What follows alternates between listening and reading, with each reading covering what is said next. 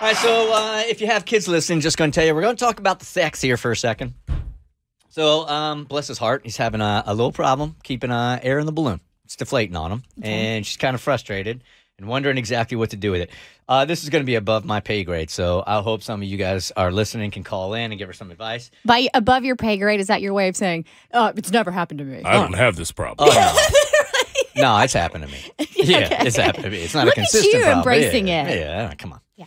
I drank a lot of whiskey. That'll do it. Hey, Bert Show. Love y'all dearly. So I've been in this situationship with this man who's in his mid-20s, and I'm in my early 20s. It's been maybe 4 months since we started this, and our chemistry in bed is phenomenal. He's been learning what I like, and I've done the same for him.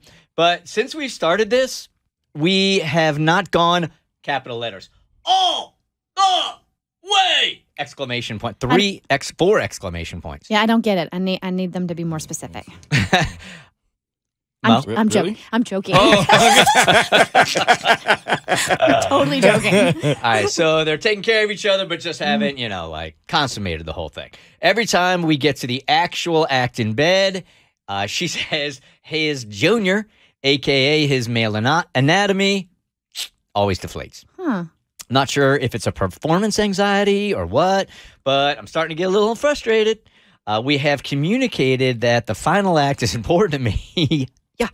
But Junior just won't work. And lately I've been wanting to ask him if he's willing to try supplements, maybe a Viagra or something, but I don't want to come off rude or insensitive. How do I ask him to try it? Or maybe tell him he might need to get a physical? I mean, he knows. Yeah, he knows there's an issue. Yeah, you don't have to tell him. He knows this. Yeah. If it matters, Mo, he is a Virgo and I'm a Leo. Why would that matter? It doesn't matter as far as the situation, but it might matter as far as them communicating about it. Okay, I was because that didn't make sense. Yeah. Didn't you have that list though of astrological signs that are more sexual than others?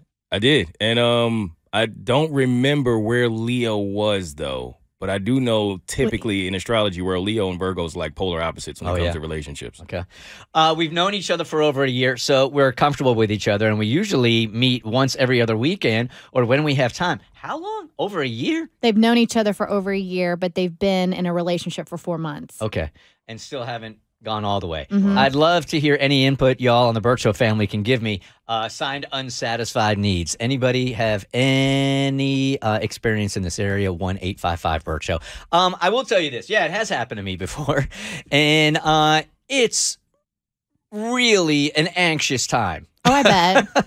When it's not like alcohol induced also. Mm-hmm. Maybe it's stress, maybe whatever. The little guy doesn't want to come out and play, right? Or he was playing and he's like, nah, I'm over this.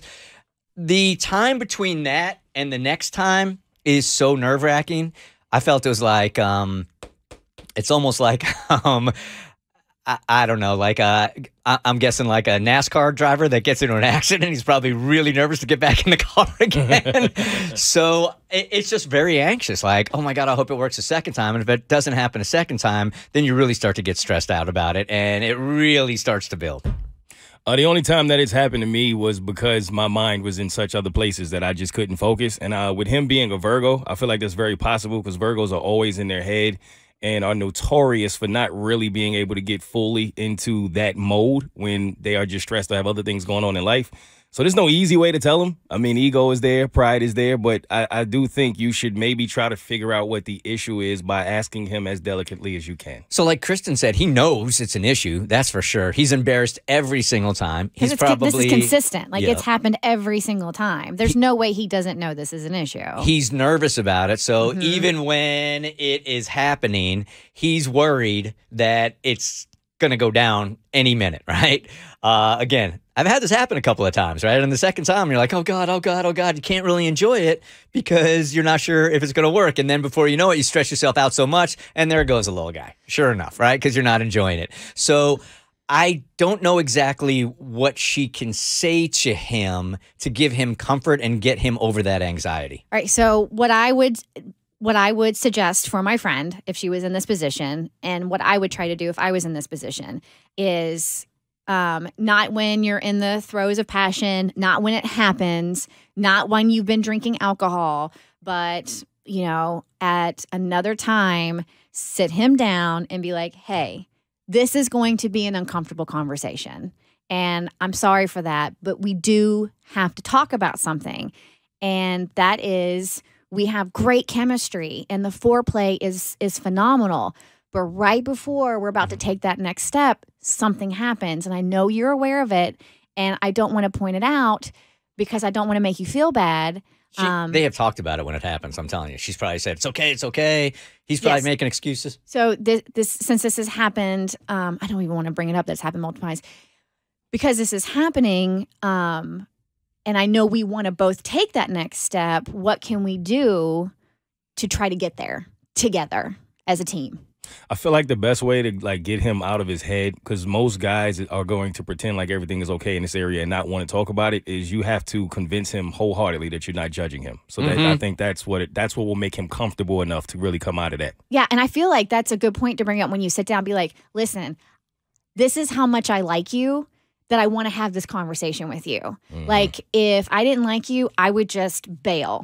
But I do. Like, I really like you. And I like everything we have, which is why I feel it's important that we get over the uncomfortableness of this conversation so we can have it. Now, I'm wondering is it a different issue because he's in his mid-20s, or would it be the same issue for somebody in their 20s as it would be 30s, 40s, 50s, whatever? No, I mean, for a man in his 20s, I feel like he needs to talk to a doctor. Yeah, he needs to see a physician. That's what Natalie here's about to tell us. Hey, Natalie, good morning. Hey, good morning. So I had a family member who had this issue, and they kind of like talked to me about it. But they ended up going to the doctor, and they were having a heart issue, which kind of affected the downstairs. So because your heart pumps your blood. Yeah. Makes sense. And so she should definitely like just have a talk with him, be like, hey, I care about you, but you should probably go see a doctor just to be safe than sorry. So you're telling me that you're so close to a male family member that they came to you and told you about all this? Actually, it was my dad had this issue, and my mom told me all about it after he passed away. Okay, that's a safe time. So that's a safe time. Yeah. I'm just really curious. What made her bring that up? So he actually passed of a heart attack in September. Okay. And so she just we were cleaning out some stuff, and we found some pills. And she was like, "Oh my gosh, let me take that!" And I was like, "What is this?" And she's, "Well," I was like, "No, don't explain anymore. It's not good." Yeah, stop right there. Right. Too many words. Yeah, Too many words, Mom. All right, Natalie, thanks a lot for calling. You're welcome. The Bert Show. Like what you just watched, you can get more of The Bert Show on your favorite podcast platform. Wherever you listen to your podcast, you can find us. I don't know what any of these buttons do, by the way.